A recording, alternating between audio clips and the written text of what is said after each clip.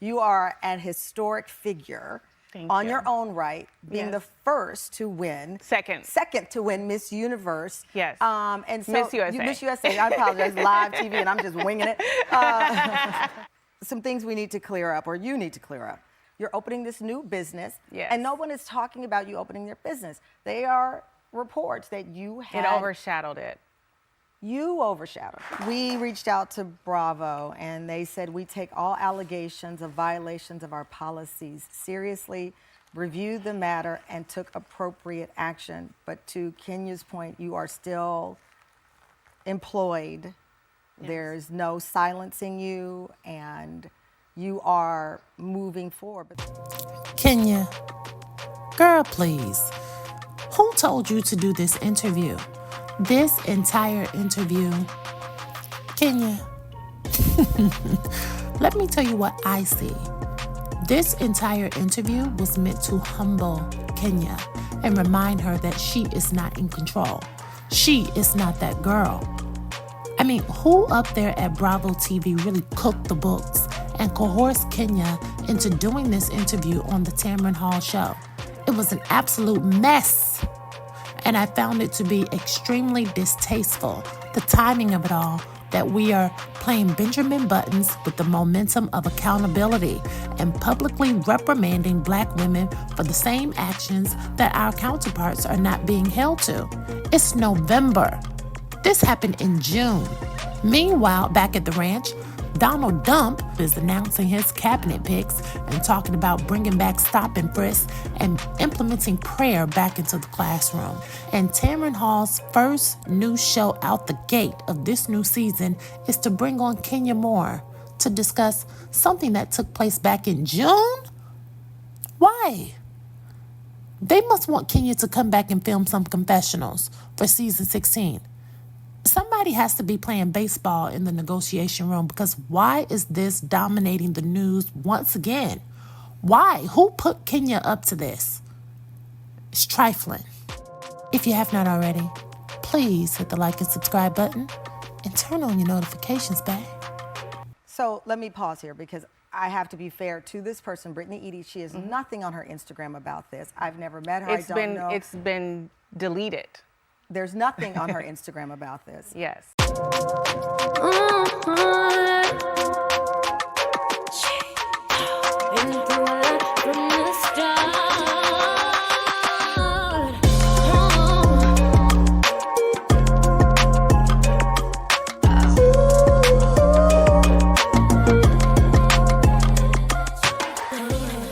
No, I can't be mad.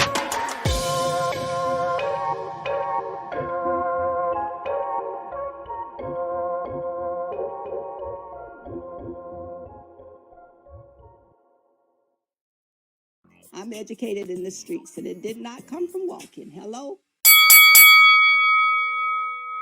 So, recently, Kenya has been in the center of a controversy that led to a suspension from the show, and she is ready to talk about, from her point of view, of being removed from the show and what her next chapter looks like. Take a look. Kenya was abruptly and indefinitely suspended during filming pending an investigation by Bravo. Number one, Kenya was suspended. This is not what E said. This is what TAMRON Hall just said. Kenya was suspended. And I am emphasizing that for a reason.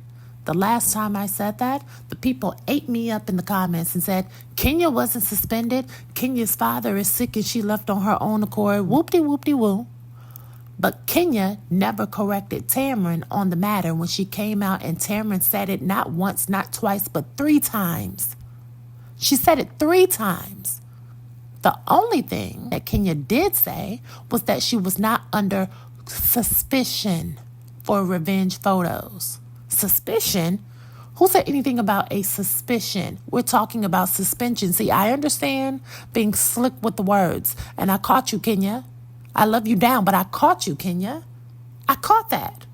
I was never under suspicion for revenge porn. I never, ever, from the network, their mouths exactly, you were never under investigation for revenge porn. That is something someone put on their Instagram along with law to point a finger at me for something that was completely a false narrative. Of course, Kenya would not be under suspicion for the revenge photos when there's actual video footage of the photos being displayed at the hair salon. So let's just be clear. Let's get this off the table right now.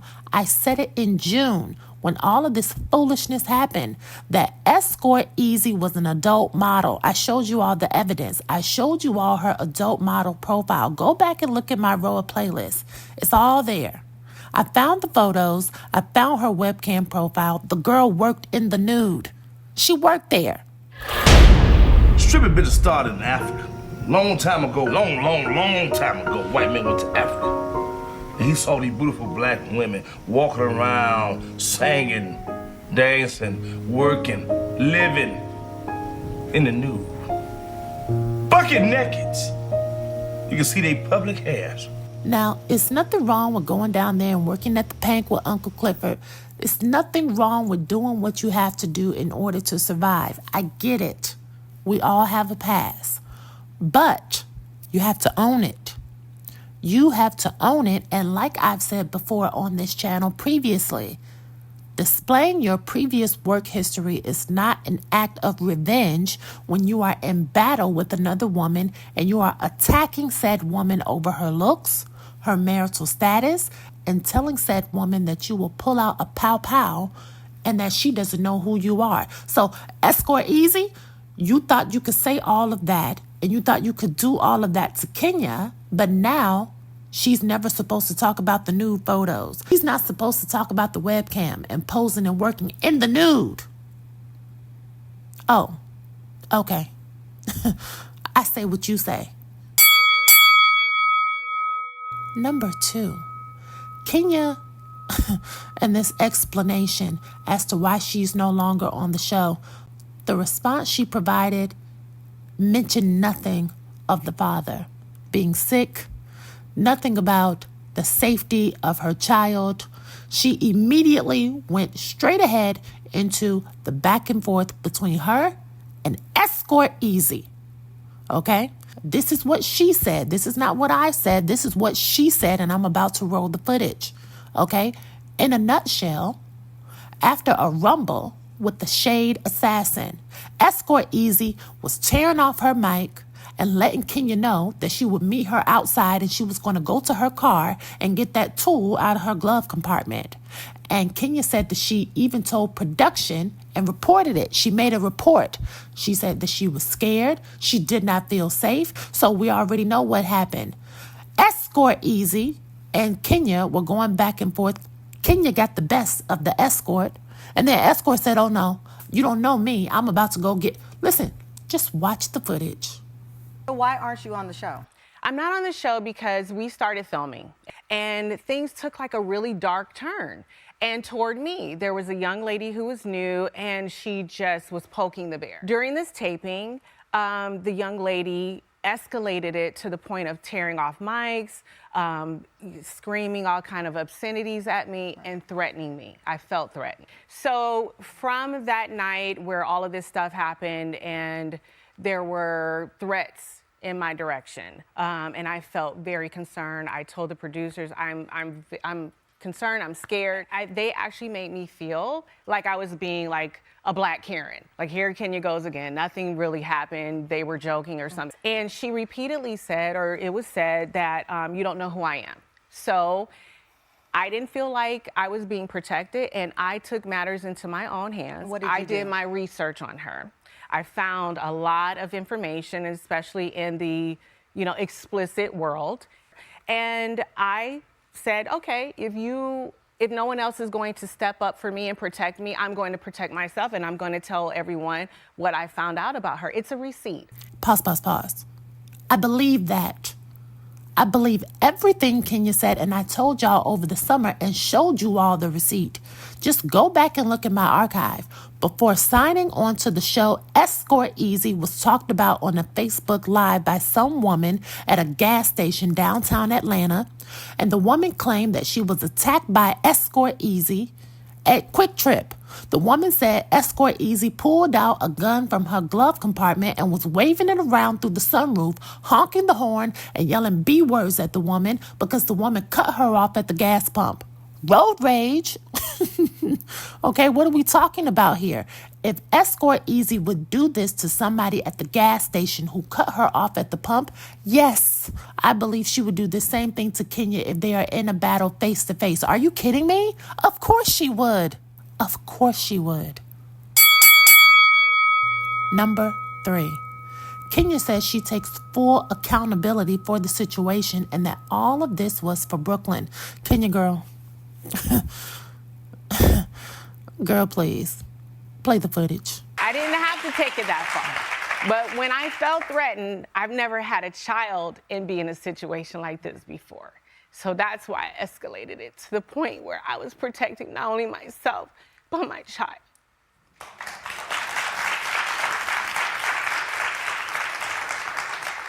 Kenya, girl, what the hell was that? What the hell was that?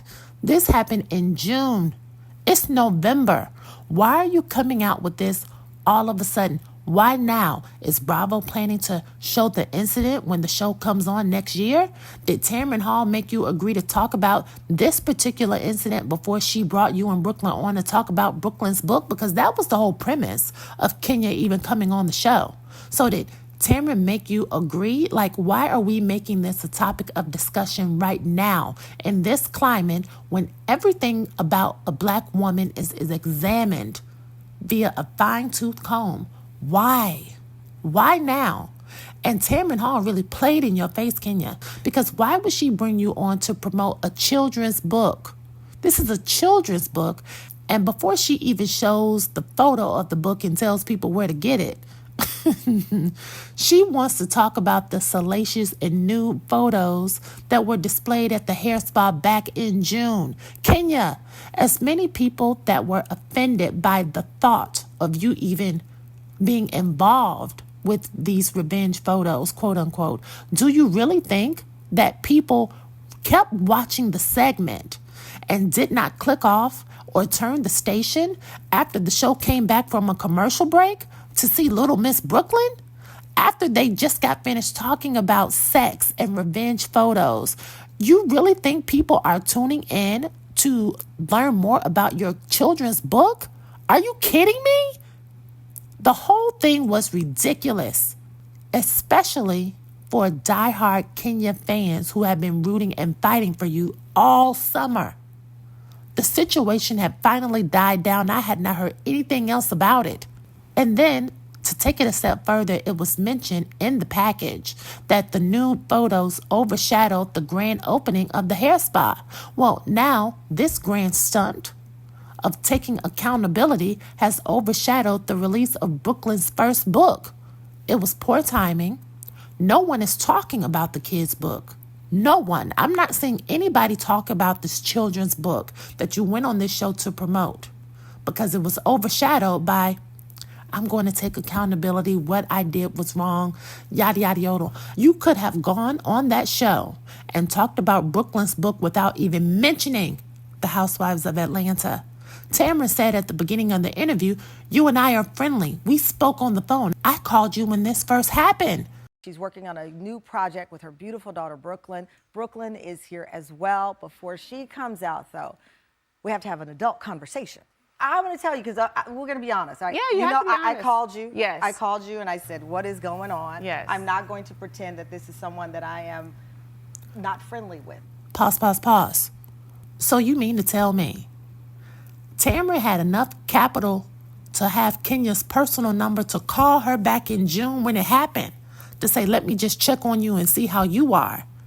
But Kenya, you didn't have enough capital to say to her, I'm going to come on to promote Brooklyn's book and I don't want to talk about something that happened 5 months ago? Come Kamala just lost the presidency, and now we're going to take black women backwards. And nobody on Kenya's team, nobody on Tamron's team had enough gumption to say, I want to move forward. I want to move forward. And leave this off the table right now and just keep this based on my daughter. Keep this based on my daughter's first book. Girl, please. I was surprised by the level of like aggression in this, because that didn't seem like you. Listen, in hindsight is always 50-50. If I could do it all over again, I believe the photos were very distasteful, and I elevated the situation. I've elevated situations before, So and you're I've taking taken full accountability for the things that I've done. I am sorry for what I've done. I still can't believe this was your talking point, Kenya. And I love you. I still love Kenya. Don't get it twisted. And I'm still going to give Escort Easy the goddamn blues every chance I get. But hear what I say. Don't you ever do this again, Kenya. The best response to Tamron's questions regarding the salacious photos would have been no response. I want to move forward. The world had already moved on. And now this has put the target back on your back, Kenya. This has put you back in the hot seat for all the wrong reasons. And again, I must inquire, why now? Why on earth would you agree to such an interview unless there was something more for you to gain on the other side of this? I don't understand. I don't understand. But I'll keep my eye on the story. And Kenya, I noticed that you had refollowed Portia and Phaedra at the start of season 16, and they're all in Escort Easy's comments, liking all of her passive-aggressive posts about you. See, she's throwing little digs at you under the table, and then she'll do a delete and say, that wasn't about Kenya. Portia and Phaedra are not your friends, Kenya. You need to unfriend them. You need to block those girls now.